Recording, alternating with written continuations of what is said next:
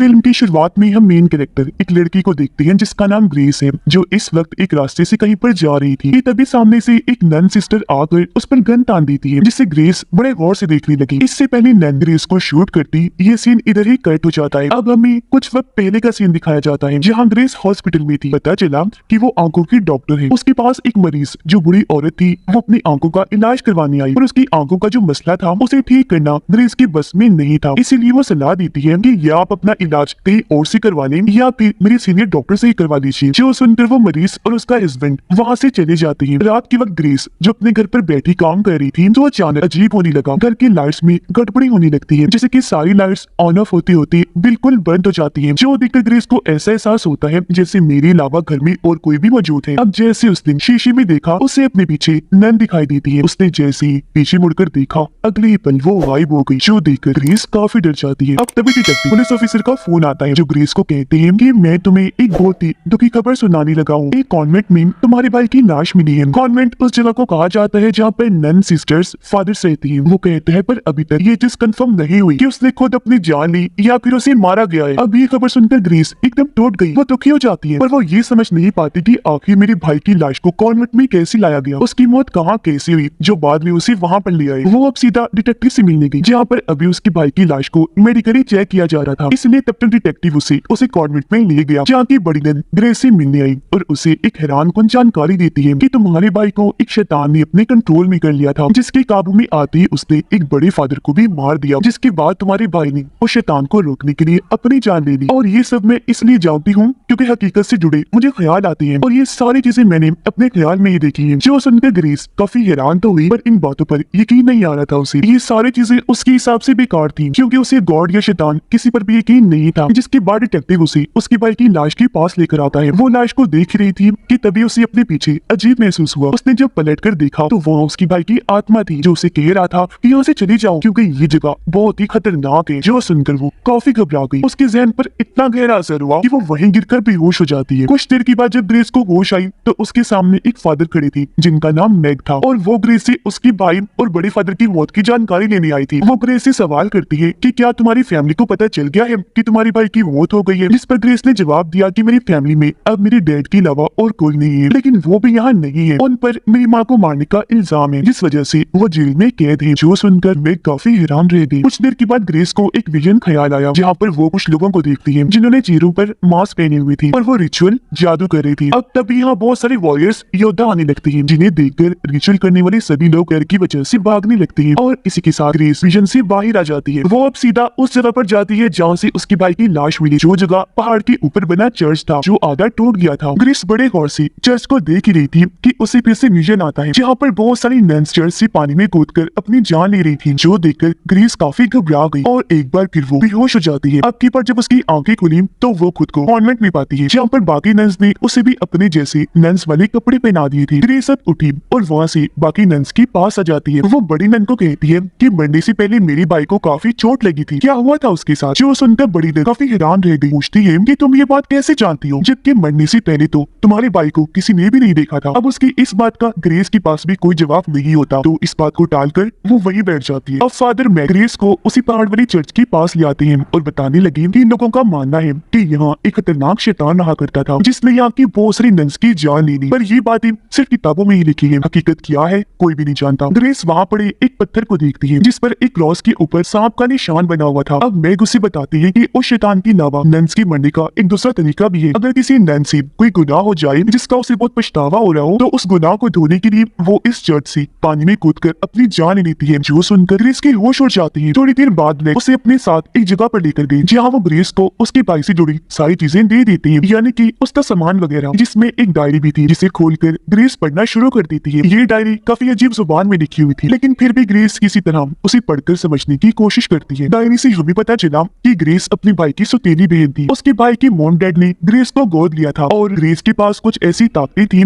जिस वजह से वो विजन देख सकती थी। और इसी के साथ हमें पास्ट यानी माजी का वक्त दिखाया जाता है, जहाँ पर एक दिन ग्रेस की डैड जहाज से कहीं पर जा रही थी, पर बाद में पता चला कि उसकी डैड की मौत हो गई है। जो सुनकर ग्रेस काफी टूट गई। वो बहुत दुखी होकर अपने डैड को याद करने लगी। उसने रो रो कर ये दुआ की कि मेरी डैड किसी तरह वापस आ जाए। हैरान कुन चीज ये हुई कि उसकी दुआ पूरी हो गई। सच में उसकी डैड वापस आ गई, जिन्हें देखकर ग्रेस की खुशी का कोई ठिकाना ही नहीं बचा। कुछ था, पर हमने नोटिस कर लिया कि उस दुआ की बाद से ग्रेस की जिंदगी में उल्टी और बुरी बुरी चीजें होने लगी। ऐसा लग रहा था कि वो दुआ शैतान ने सुन ली है, जिसे पूरा करने के बदले अब उसे ग्रेस से भी कुछ चाहिए। खैर अब ग्रेस इस पास्ट से वापस आ गई। सीन जब प्रेजेंट में आया तो ग्रेस खिड़की से बाहर देखती है, जहाँ पर एक नन काफी घबराई हुई भागकर कहीं पर जा रही थी। तब ग्रेस भी उसका पीछा करने लगती है, लेकिन तभी वो नन चाकू से अपनी बाजू की नसें काट लेती है। उसका बहुत तेज खून बहने की वजह से वही उसकी मौत हो गई। लेकिन फिर अगले ही पल वो नन बिल्कुल ठीक हो जाती है। उसकी नसें भी ठीक थी, खून भी नहीं आ रहा था, क्योंकि नसें काटने वाली चीज ग्रेस का विजन था, जो देखकर ग्रेस एकदम हैरान रह गई। अब डिटेक्टिव बड़ी नन के पास आकर उससे सवाल करने लगा कि जब ग्रेस के भाई की लाश को यहाँ लाया गया तब पुलिस के यहाँ आने से पहले उसकी लाश को साफ किसने किया था? क्योंकि ग्रेस ये सवाल उठा रही है कि अगर मेरे भाई ने छत से कूदकर अपनी जान ली है तो फिर उसके जिस्म पर मिट्टी क्यों नहीं लगी या ऐसा कोई निशान क्यों नहीं है? उसका जिस्म बिल्कुल साफ कैसे था? जिस पर बड़ी नन कहती है कि उसे साफ मैंने किया था ताकि उसका फ्यूनरल यानी उसे अच्छी तरीके से दफन किया जाए। यहाँ बड़ी नन डिटेक्टिव को भी वही बात बताती है कि शैतान ने ग्रेस के भाई को पहले अपने कंट्रोल में किया, फिर बड़े फादर को मरवा दिया। अब आगे वो शैतान किसी और की जान ना ले ले, इसीलिए ग्रेस के भाई ने छत से कूदकर अपनी ही जान दे दी। पर यहाँ ग्रेस की तरह डिटेक्टिव को भी इस बात पर यकीन नहीं होता, जिसके बाद हम फिर से पास्ट का सीन देखते हैं, जहाँ पर ग्रेस की डैड वापिस तो आ गई थी, पर उनके हाव भाव साथ ही बर्ताव भी काफी बदल गया था। पहले जहाँ गॉड पर उनका बहुत यकीन था, अब वो यकीन पूरी तरह गॉड पर से उठ गया था। साथ ही वो अपने बच्चों और बीवी को भी पिंजरों में बंद करके रखती थी। फिर एक दिन जब उनकी वाइफ ने उनकी कैद से भागने की कोशिश की तो ग्रेस की डैड ने उनका पीछा किया और सीधा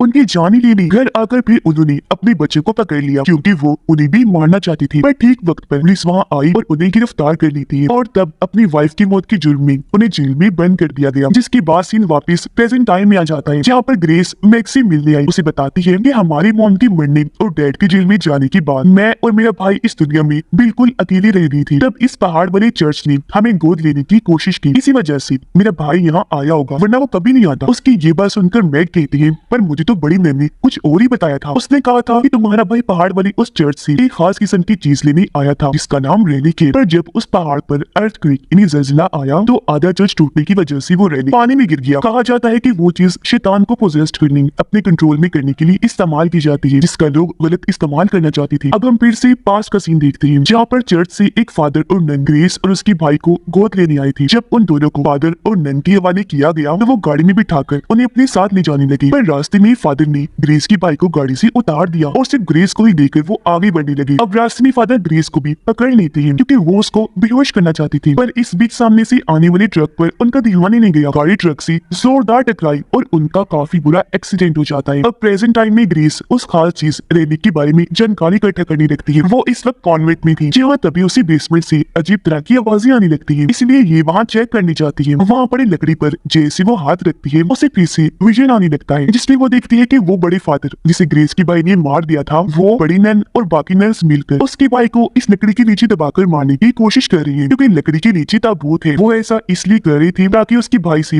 रैली के बारे में जान सके। तब यहाँ उसके भाई ने अपनी जान बचाने के लिए बड़े फादर को ही मार दिया। ये देखकर ग्रेस इस ख्याल से बाहर आई, साथ ही काफी घबराई भी हुई। इतनी ही देर में यहाँ एक नन आई, जिसने हाथ में चाकू पकड़ा हुआ था, क्योंकि वो ग्रेस को मारने आई थी। उसका कहना था कि ग्रेस एक शैतान है जिसे मरना ही होगा। नन चाकू लेकर जैसे ग्रेस को मारने उसकी तरफ बढ़ने लगी कि तभी कोई अनजान ना दिखने वाली ताकत नन को पकड़ लेती है, उसका हाथ रोके रखती है। उस ताकत ने ऐसा करके ग्रेस को बचा लिया, जिसके बाद वो ताकत उस नन को ही मार देती है। अब ग्रेस वहाँ से सीधी जेल में गई अपने डैड से मिलने, ताकि उन्हें बता सके कि मेरे भाई के साथ क्या हुआ। वो जब अपने डैड से बातें कर रही थी तो डैड अजीब तरह से बर्ताव करने लगी। कहते हैं कि मैं तुम्हारा डैड नहीं हूँ, बल्कि तुम्हारी डैड की तो कब से मौत हो गई है। मैं दरअसल एक शैतान हूँ, जिसे तुमने ही हेल यानी जहन्नुम से दुआ करके बुलाया है। जी हाँ, सच में मैंने ही तुम्हारी पुकार सुनी थी, और तुम्हारे अंदर भी एक शैतान है, और अब तुम चाहो तो अपनी शैतानी ताकतों से अपने मरे हुए भाई को वापस बुला सकती हो। तुम जहाँ भी जाओगी तुम्हारे अंदर का शैतान तुम्हारा पीछा कभी नहीं छोड़ेगा। जो सुनकर ग्रेस कांप उठती है। उधर डिटेक्टिव बड़ी नन से भी रैली के बारे में जानकारी हासिल करने की कोशिश करता है, जिस पर यहाँ बड़ी नन ये राज खोलती है कि रैली कोई चीज नहीं बल्कि एक इंसान है, जो भी और कोई नहीं बल्कि ग्रेस ही है। उसका भाई दरअसल उसे ही नहीं चर्चा था। ये बात हालांकि ग्रेस भी जानती है, पर अभी फिलहाल उसे कुछ याद नहीं आ रहा, क्योंकि उसके अंदर एक